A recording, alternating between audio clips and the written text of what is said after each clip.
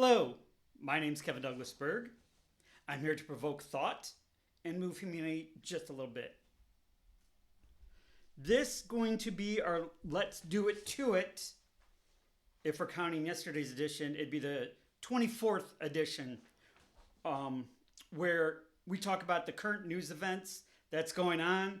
I look through all the bullshit, courtesy of me, so you don't have to. This is going to focus right now on Ukraine. I don't think it's been addressed in a while, like I would like to explain what's going on and inform all you folks. The ongoing conflict between Ukraine and Russia continues to shape the geopolitical landscape, with recent developments including a complex and evolving situation. Reports suggest that Ukraine has targeted missile launch sites within Russia, a significant move in the conflict dynamics. This action comes after Western nations' approval of Ukraine's right to strike back. This signals a shift in the international community's stance on the conflict. And look at the economic front. The war has varied across Russia's vast territories. Some regions, especially those with industries tied to the military, have seen a surge in economic activity as the country mobilized its resources for the long haul. This retooling of the economy reflects the Kremlin's preparation for a protracted conflict. In terms of military operations, the city of Kharkiv has been a focal point. I'm sure you've heard about it in the news, with reports of bombings and ongoing clashes. The situation on the ground remains fluid, with both sides engaging in intense military engagements. The international community continues to watch the situation closely, with updates and analysis available from various news outlets, including the BBC and CNN, providing insights into the latest developments and the broader implications of the war. I looked for news of the day, didn't have Ukraine. The conflict has brought out significant human suffering and displacement, and the global response remains a subject of intense discussion and action. As the situation evolves, it's clear that the conflict in Ukraine is not only a regional concern, but a global one as well, with far-reaching consequences for international security, economies, and the humanitarian landscape. The world's eyes remain on Eastern Europe as the history unfolds in time.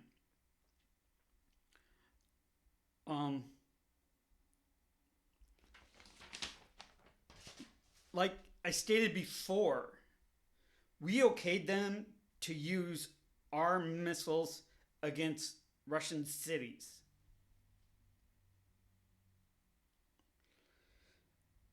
That's a very heavy borderline to cross. Because, as I said in the past, we're no longer in the proxy war. We are in a war with Russia. So right now it's basically World War III. It's World War III.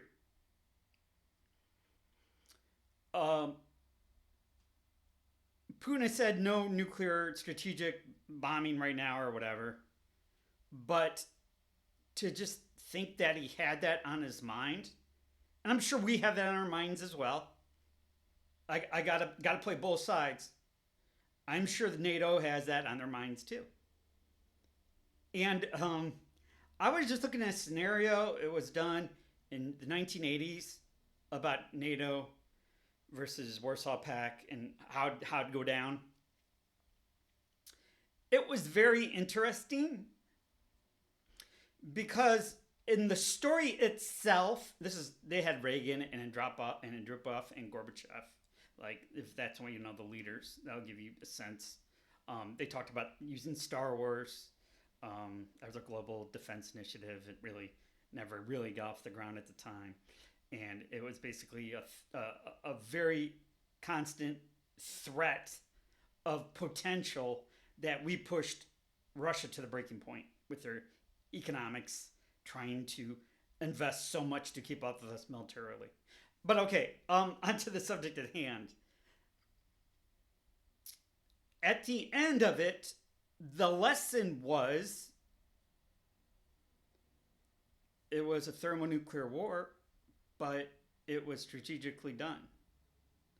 Like, they only bomb people on the sites in some of the cities. Not all of the cities, not everything. Reagan had a chance to go full out, and in this story, he didn't. But what it planted was a seed, and you got to think about this. You have to think about this. That we can use nuclear war as a strategic initiative to kill a certain percentage, a certain area, to make it contaminated, all of that. And we rationalize the use of nuclear war, or nuclear missiles. And once you rationalize that usage for the mainstream, for everybody in the public, for the defense, for states and states of economies and world economies like we have now,